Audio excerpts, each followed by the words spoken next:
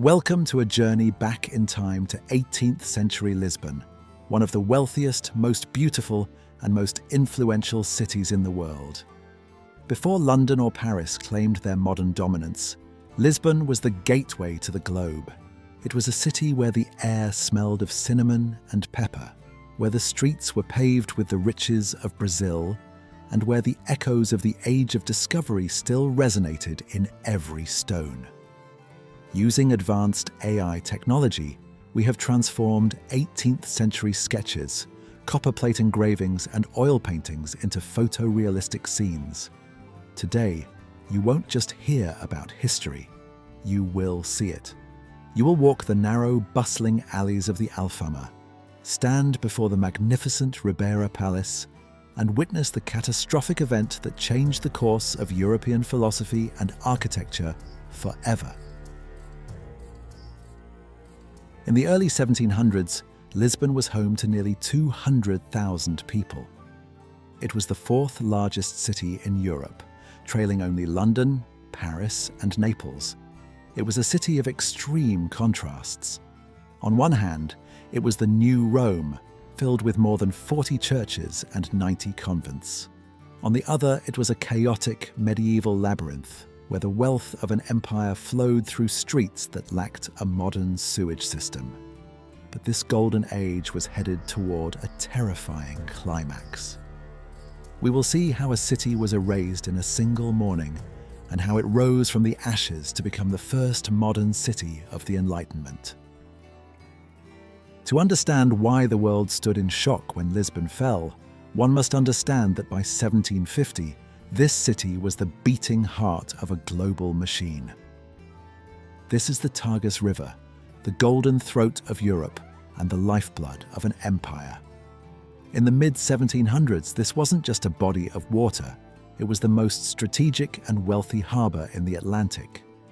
Looking at this 1730 engraving by Joachim Ottens, we see a forest of masts so dense it was said you could almost cross the river by jumping from deck to deck. But why were all these ships here? To understand the sheer scale of this movement, we must look at the 5 pillars of Portuguese supremacy that made Lisbon the beating heart of a global machine. Ships arrived daily, fueling what historians call the first truly global economy.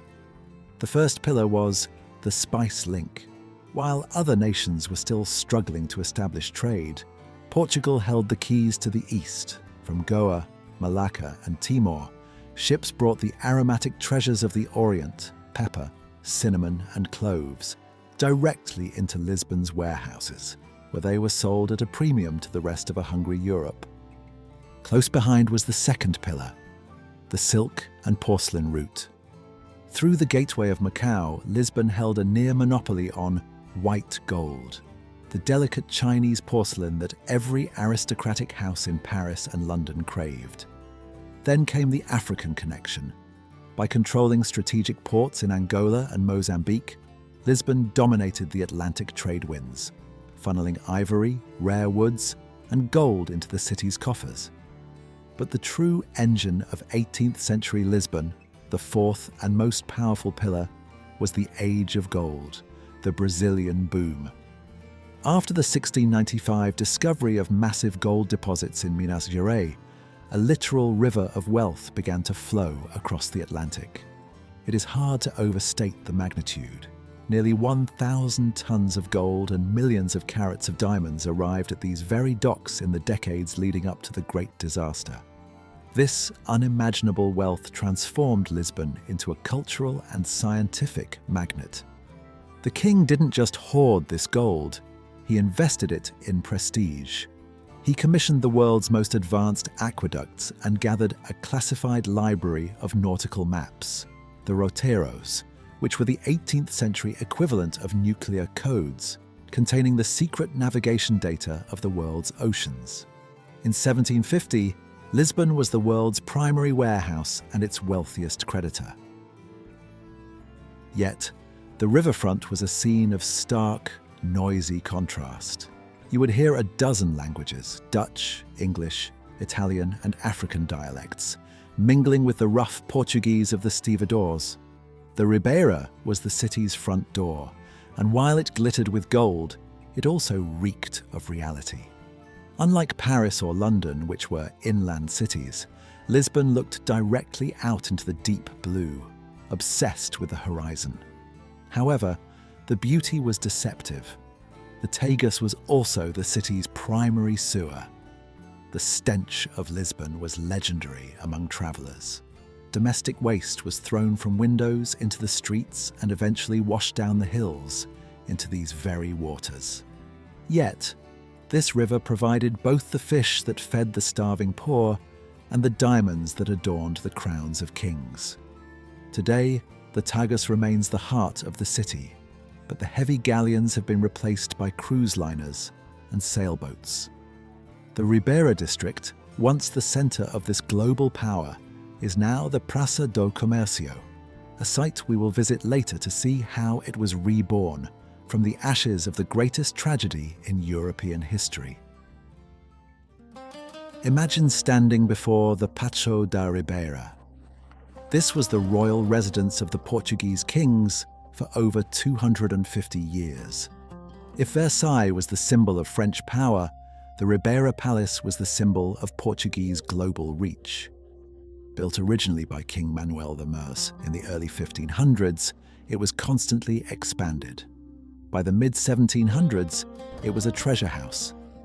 Inside its walls were more than 70,000 volumes in the Royal Library, hundreds of paintings by masters like Titian, Rubens and Correggio, and the priceless archives of the Age of Discovery, maps and charts that showed the secret routes to the east. King Juan V spent his riches here with an intensity that rivaled Louis XIV of France. He turned the Portuguese court into a spectacle of Baroque excess.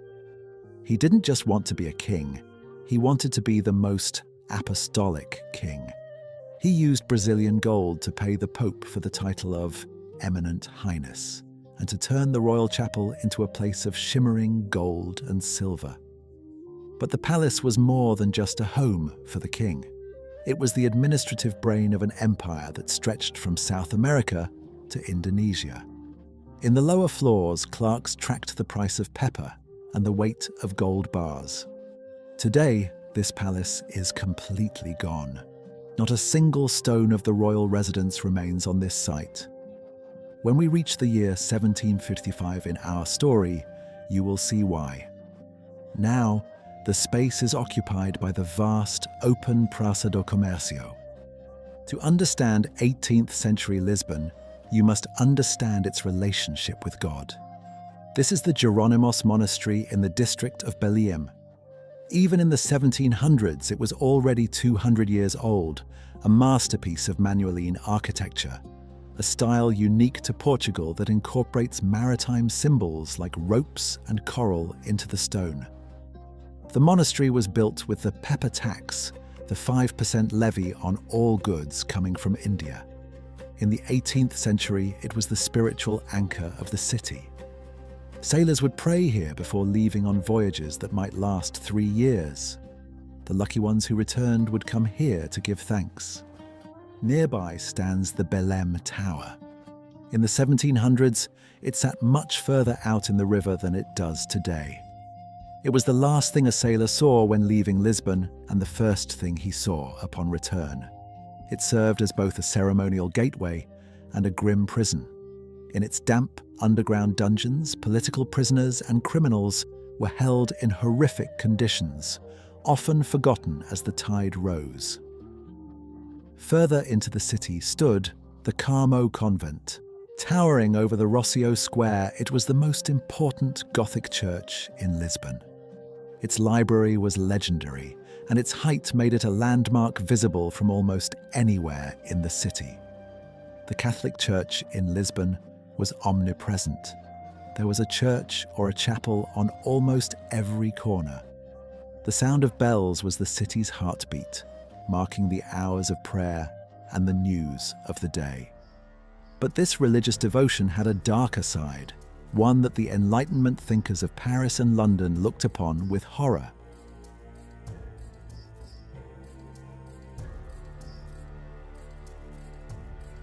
This is the Rocio, the center of public life in Lisbon. While it was a place for markets and celebrations in the 1700s, it was also the site of the auto da fe, the public penance of the Portuguese Inquisition. Portugal was a deeply conservative and religious society. The Inquisition, established in 1536, was still very active in the 18th century. They targeted new Christians, Jews who had been forced to convert but were suspected of practicing their old faith in secret, as well as those accused of heresy, witchcraft, or sodomy. While the Enlightenment was sweeping through the coffee houses of Paris, Lisbon was still burning people at the stake in the Rossio.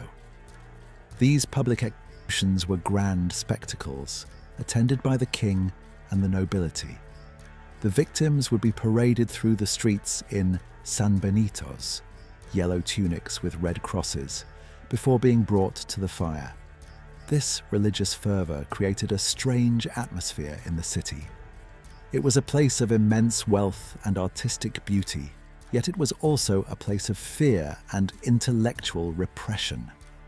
Books were censored, and new ideas from the rest of Europe were often smuggled in like contraband. Today, the Rossio is a place of joy and meeting. The headquarters of the Inquisition was replaced by the Donna Maria II National Theatre. The dark history of the Inquisition is a shadow that the city has long since stepped out of, but in the 1700s, it was a defining feature of daily life. If you left the grand palaces of the riverfront and climbed the hills, you entered a different world. This is the Alfama.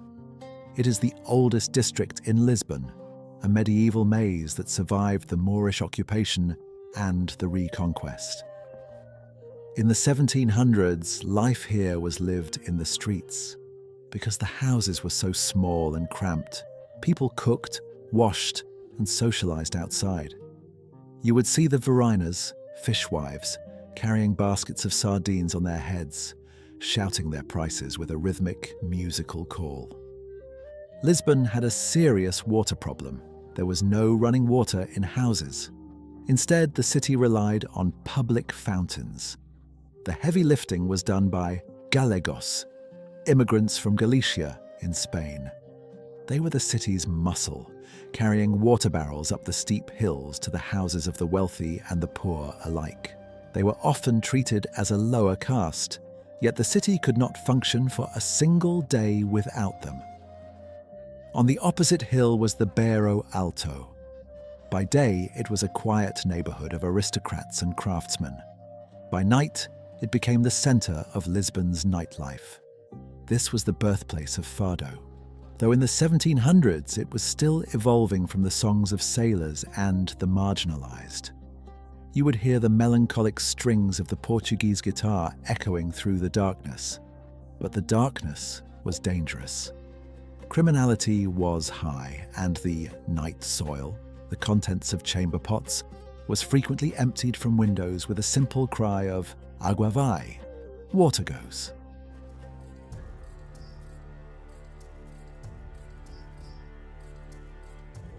It was All Saints' Day, a major religious holiday. Almost the entire population of Lisbon was inside the churches, which were packed to capacity. Thousands of candles were lit on the altars, and the air was thick with incense. At 9:40 a.m., the earth began to shake. This was not a small tremor. It was a massive undersea earthquake, later estimated to be between 8.5 and 9.0 on the Richter scale. The shaking lasted for nearly 6 minutes, an eternity during an earthquake. In the grand churches like the Carmo convent and the cathedral, say, the heavy stone roofs collapsed instantly, crushing thousands of worshippers. The narrow streets of the Alfama and Baixa became death traps as buildings leaned and fell into one another.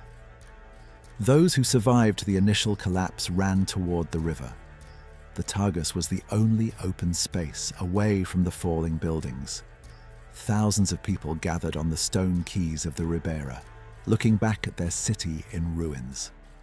Then they noticed something strange. The water was disappearing. The earthquake had triggered a massive tsunami. About 40 minutes after the shaking stopped, a wall of water, estimated to be 20 to 30 feet high, came racing up the Tagus. It smashed into the riverfront, sweeping away the survivors, the docks, and the lower floors of the palace. But the nightmare was still not over. Remember the thousands of candles lit for All Saints' Day? They had fallen into the wooden ruins of the churches and houses. Within an hour, dozens of small fires merged into a firestorm. Because the streets were blocked by rubble and the water system was destroyed, the fire raged unchecked for 5 days. Lisbon didn't just fall, it was crushed, drowned, and then burned.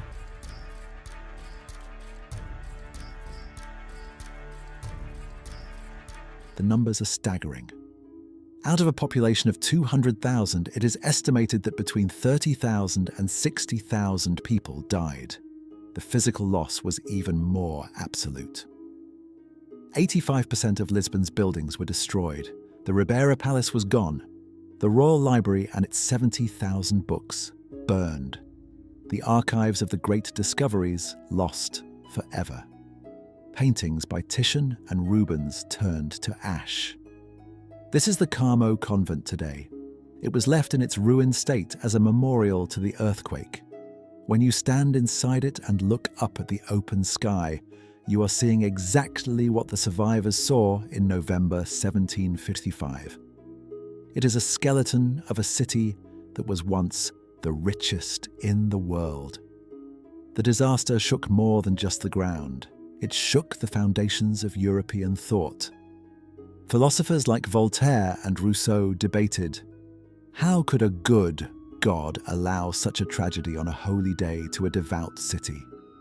This event effectively ended the era of blind religious optimism and helped trigger the Age of Enlightenment. In the wake of the disaster, the king, João Fi's successor, José I, was paralyzed by fear. He developed a phobia of living inside stone walls and spent the rest of his life living in a complex of luxury tents outside the city. The task of rebuilding fell to one man, the king's prime minister, the Marquês de Pombal. Legend has it that when asked what was to be done, Pombal replied simply, "Bury the dead and feed the living." Pombal was a man of the Enlightenment. He saw the destruction as an opportunity to build a rational city. He ignored the old property lines of the church and the nobility. He ordered the ruins cleared and designed a new city centre, the Baixa Pombalina. He implemented the world's first earthquake-resistant building techniques. He required that every new building be tested using a gaiola pombalina, the pombaline cage, a flexible wooden frame designed to sway, but not break during a tremor. To test the design, he had soldiers march in sync around models of the buildings to simulate seismic waves.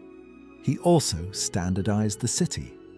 The beautiful azulejos, tiles we see today on Lisbon's buildings, were mass-produced under his orders to speed up the reconstruction. He replaced the narrow, filthy alleys of the medieval city with wide, straight boulevards that allowed for light, air, and the movement of troops and commerce. This is the result of Pombal's vision. The center of this new world was the Praça do Comércio, built on the exact site where the Ribeira Palace once stood. By naming it Commerce Square, Pombal was sending a message to the world.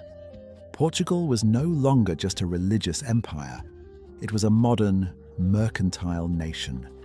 The Grand Arch, the Rua Augusta, served as a gateway from the sea into the heart of the new city.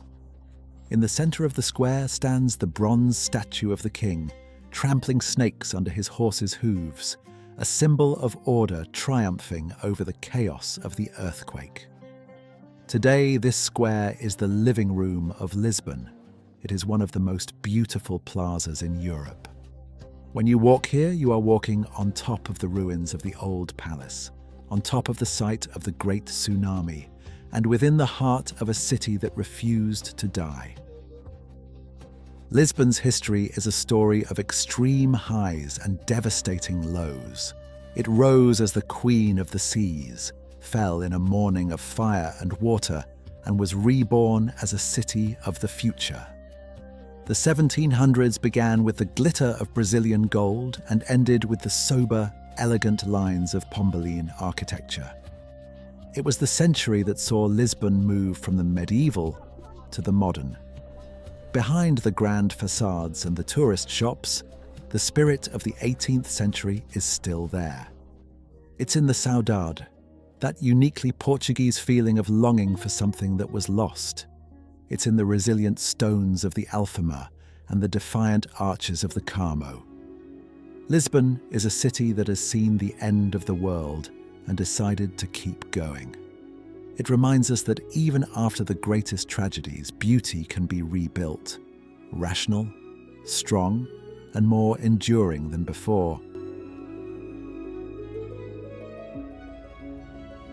If you enjoyed this deep dive into the golden and tragic history of Lisbon, let us know in the comments.